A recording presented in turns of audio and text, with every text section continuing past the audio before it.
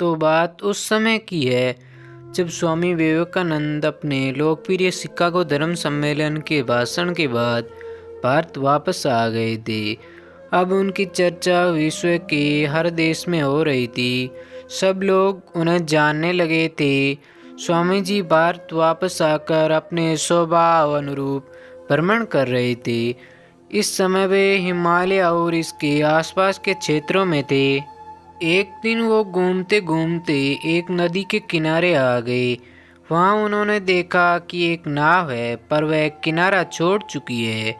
तब वे नाव के वापस आने के इंतजार में वहीं किनारे पर बैठ गए। एक साधु वहाँ से गुजर रहा था। साधु ने स्वामी जी को वहाँ अकेला बैठा देखा तो वह स्वामी जी के पास आ गया और उनसे पूछा, तुम यहाँ क्यों बैठे हो? स्वामी जी ने जवाब दिया, मैं यहाँ नाव का इंतजार कर रहा हूँ। साधु ने फिर पूछा, तुम्हारा नाम क्या है? स्वामी जी ने कहा, मैं विवेकानंद हूँ।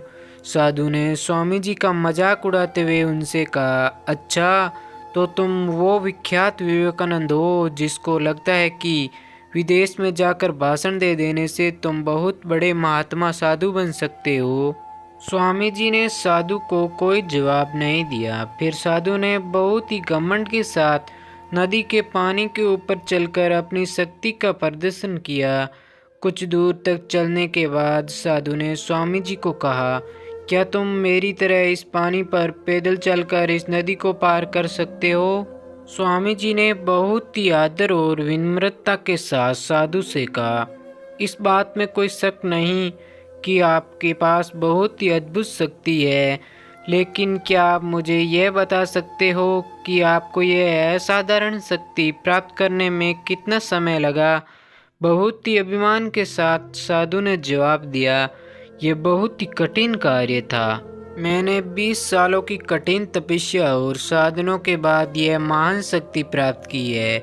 साधु का यह बताने का अंदाज बहुत ही अहंकार भरा था।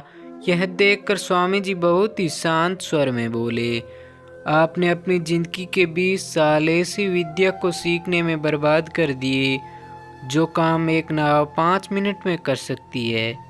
आप ये 20 साल निर्धन बेसहारा गरीबों की सेवा में लगा सकते थे या अपने ज्ञान और शक्ति का प्रयोग देश और देशवासियों की प्रगति में लगा सकते थे, परंतु आपने अपने 20 साल सिर्फ 5 मिनट बचाने के लिए व्यर्थ कर दिए।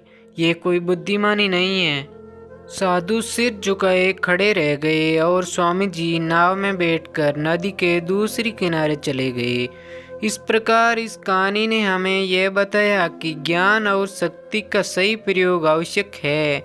किसी शक्ति को प्राप्त करके यदि हम उस पर घमंड करते हैं तो यह मूर्खता है। शक्ति का सही जगह पर सही इस्तेमाल करना ही वास्तविकता में बुद्धिमानी है। तो दोस्तों, कैसी लगी यह कहानी कमेंट करके ज़रूर बताएं। धन्यवाद।